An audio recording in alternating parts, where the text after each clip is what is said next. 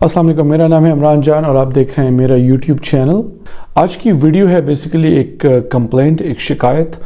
کچھ چیزیں میں نے دیکھی، میں ٹریول کر رہا تھا امریکہ سے پاکستان، اور رستے میں جو چیزیں میں نے دیکھی، اکثر میں چیزیں دیکھتا ہوں اور وہ مجھے بہت اریٹیٹ کرتی ہیں، بہت انوائنگ ہوتی ہیں وہ چیزیں۔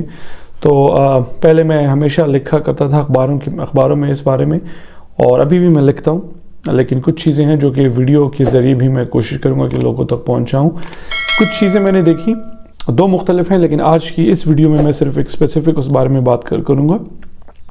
جو ایئر لائن، جو ایمریٹس ایئر لائن سے میں ٹریول کر رہا تھا، تو جو اس ایئر لائن کا جو بیہیویئر میں نے دیکھا، اور جو ایئرپورٹس پہ میں نے دبئی ایئرپورٹ میں میں نے جو چیزیں دیکھی، اور آئی تھنک کہ پاکستان ایئرپورٹ میں بھی، لیکن I'm not too sure، اسلام آباد ایئرپورٹ میں بھی کچھ چیزیں شاید مجھے نظر آئیں جو کہ کچھ اچھی نہیں تھی، اس کے بارے میں ذکر کروں گا۔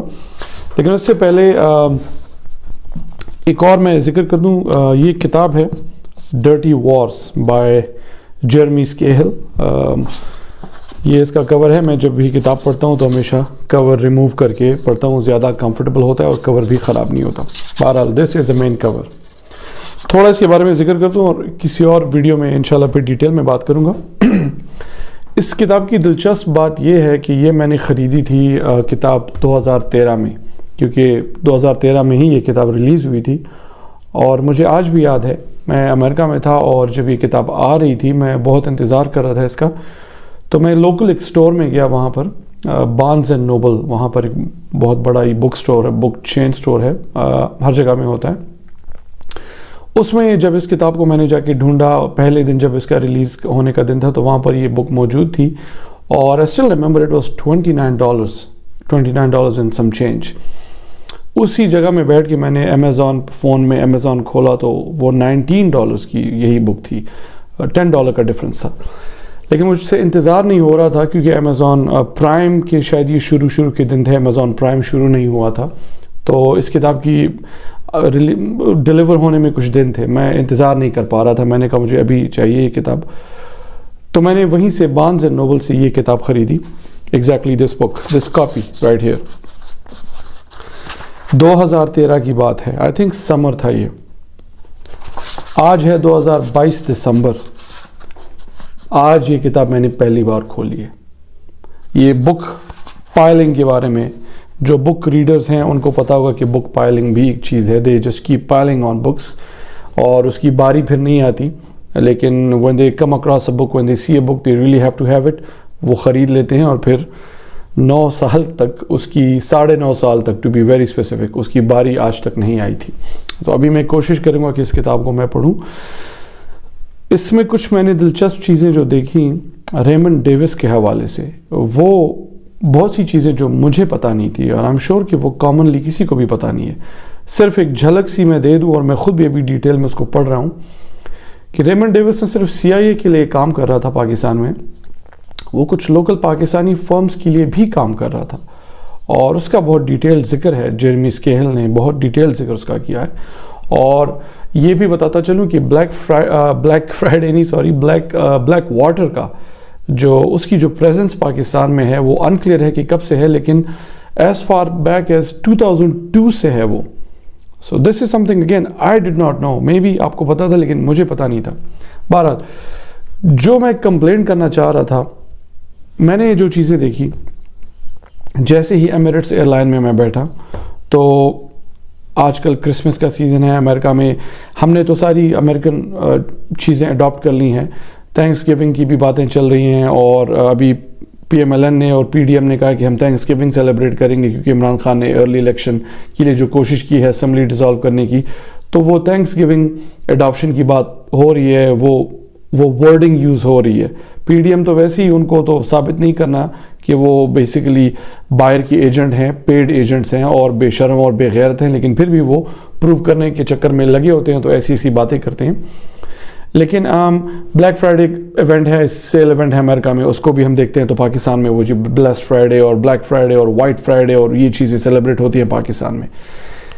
لیکن یہ جو ہالیڈے سیزن امریکہ میں ہے، بلیک فرائیڈے، تھینکس گیونگ، پھر یہ اس سے پہلے ہالووین ہوتا ہے, یہاں پر بھی لوگ ہالووین سیلیبریٹ کرتے ہیں. اسلام آباد میں تو خیر انگریزی کا اور امریکنز کا بہت زیادہ انفلوئنس ہے لوگوں پر. اور پھر ہوتا ہے کرسمس, جو کہ ایک تھینکس گیونگ تو چلو کرسچن ایونٹ نہیں ہے, لیکن تھینکس گیونگ کے بارے میں تھوڑا سا بتا دوں کہ anyone can celebrate Thanksgiving in America. امریکہ میں بیٹھ کے بیسیکلی آپ شکریہ ادا کرتے ہیں کہ for being in America, for being so lucky. So any one can celebrate that. وہ امریکہ میں ہونے کے لیے آپ سیلیبریٹ کرتے ہیں. اب کرسچن جو تہوار ہے, جو کرسمس ہے, یہ کرسچینٹی کے سے اس کا تعلق ہے, ٹھیک ہے.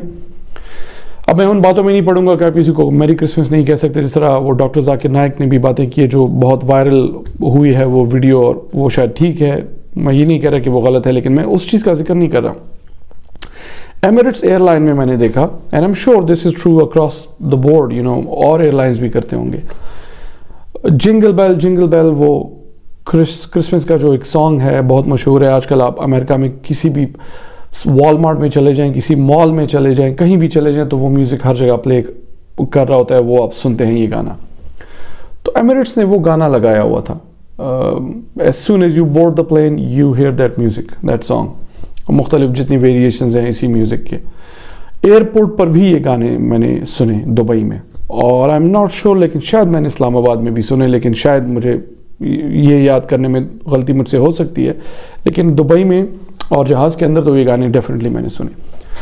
تو میرے ذہن میں اس وقت یہی ایک سمپل سا سوال آیا, چلو ٹھیک ہے یہ سب ہو رہا ہے, کیا امریکہ میں جب رمضان آتا ہے تو کیا وہ لوگ نعت لگائیں گے اپنے جہازوں میں, یا اپنی ایئرپورٹس میں, یا مالز میں, یا سٹورز میں, یا اور کہیں ایسی جگہوں پہ؟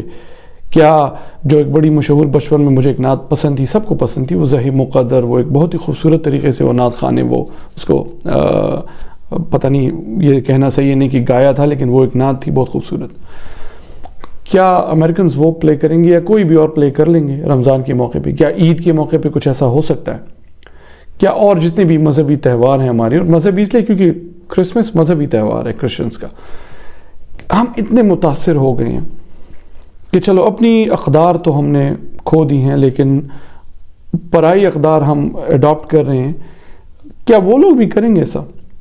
اسلام آباد میں میں دیکھتا ہوں ریسٹورنٹس ہیں, ہاؤڈی ریسٹورنٹ ہے, اور یہ تھیم ریسٹورنٹ ہیں مختلف, یہ ہیری پاٹر اور یہ سب چیزیں ہوتی ہیں, اور طرح طرح کی چیزیں آ رہی ہیں.